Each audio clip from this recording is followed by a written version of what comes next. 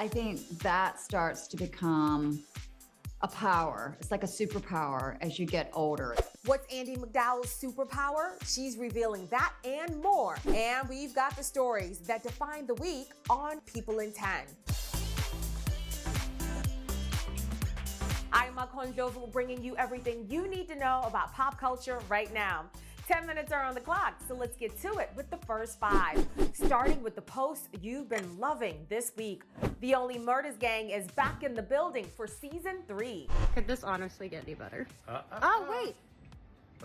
Well, I do think it could get a little bit better. In what way? Why? What do you mean?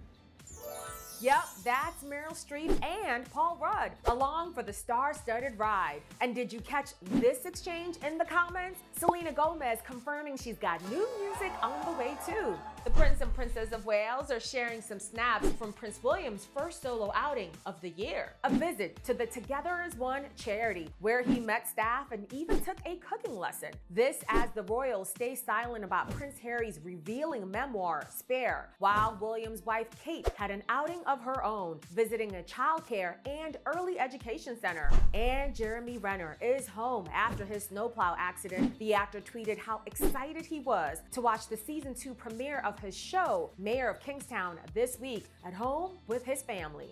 The inmates are running the asylum, and you're giving up the goddamn key.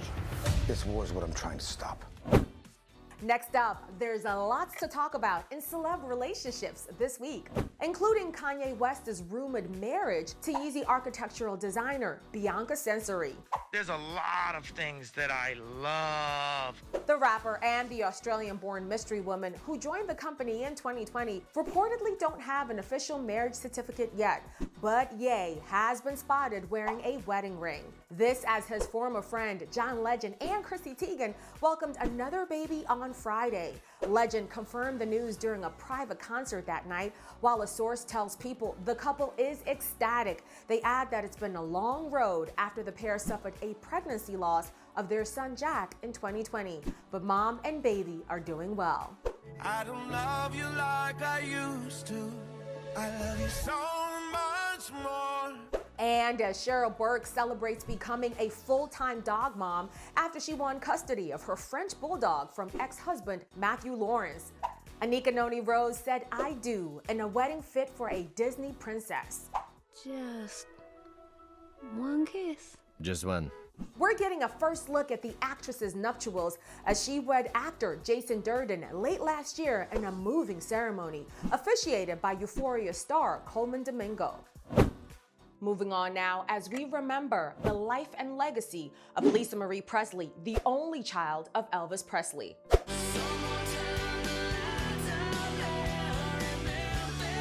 Tributes have poured in for the singer-songwriter, with many stars sharing shock and sadness over her unexpected death. Lisa Marie died last week at the age of 54 after suffering a possible cardiac arrest at her California home. This was just days after she attended the Golden Globes with her mother Priscilla, who has since issued a statement calling her daughter, quote, the most passionate, strong, and loving woman she's ever known.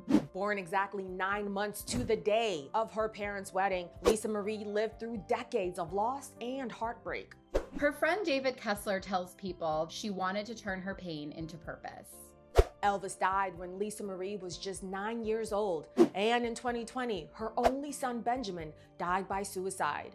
In an essay for People last year, Lisa Marie said Benjamin's death, quote, completely detonated the lives of her and her daughters, who are now set to inherit Graceland, where Elvis, Benjamin, and in the coming days, Lisa Marie are buried.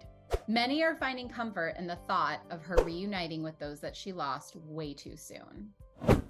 And in this week's other People cover story, Pamela Anderson is sharing her side of the story.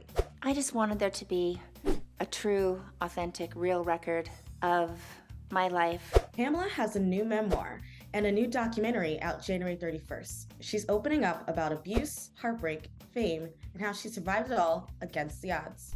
I wanted to make sure it was from the heart.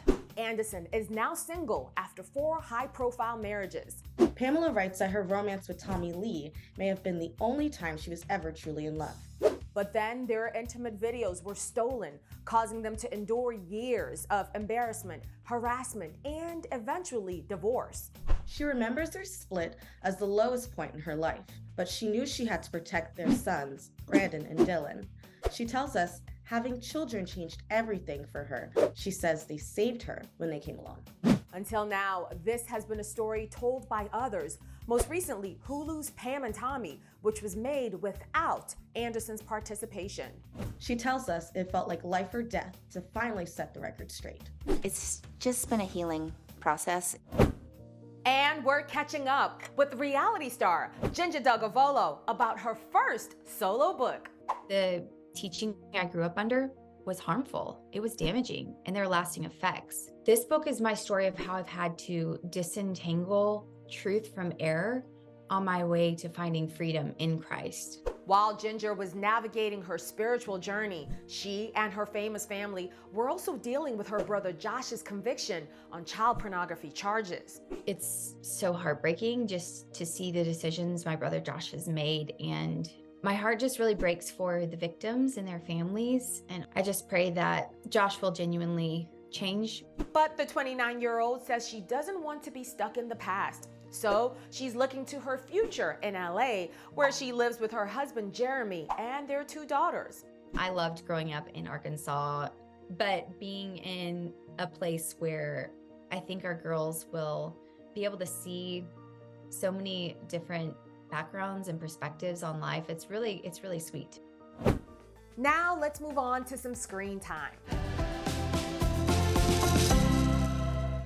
I am so excited to be joined by Andie MacDowell, whose new show, The Way Home, is available now on the Hallmark Channel. What if the only way forward is to go back? Andie, it is an honor. Okay, so I'm gonna ask you 5 questions. For question number 1, you'll give me 1 answer. Question number 2, you'll give me 2 answers, and so on and so forth. Are you ready to get started? I hope. Okay, let's rock and roll. Your new show, The Way Home, is about a family living in a small town that is working towards healing. Now, you play Dell, who is the matriarch of the family, and I'm curious to know, as the matriarch of your own family, what's one piece of advice that you give to your family? I think what I have actually learned is to give them the opportunity to lead. That's how you get along with your kids. There comes a time when you have to appreciate them as individuals and know that they are not you. They're their own self. So I don't know about me giving advice. It's me really learning from them. And did you find that playing a grandmother sort of influenced the way that you approached the role? Yes, it did. When I was creating the character, I kept thinking to myself, this is a woman who has not had time with a granddaughter. What does that feel like? And she knows this is it. This is my time to connect with this child and impress on her who I am to her. And I do feel like that was the evolution of these 2 characters, and you will see that over the season. Not to give any spoilers away, but the series does include time travel. If you could time travel to any 2 periods or places in the world, what would they be? If I could travel to any time, I'd have to take any time with my babies. I think about this all the time. You know, on this show too, it's interesting because she goes back and spends time. When she's 15, she spends time with her mother when she's 15. And you think about that fantasy, like imagine if I were to be 15 when my kids were 15, would we be friends? That would be great, but that's not what I dream about. I dream about holding my babies again. And if there was a place in the world that you could travel to or time travel to? You know, I've had that feeling sometimes like I've been here before. Maybe it's because I'm Scotch-Irish, that's sort of like genetically in me somehow. I don't know. Now, Andie, obviously you're an icon. 4 Weddings and a Funeral is one of my favorite movies of all time. What do you think? Divine.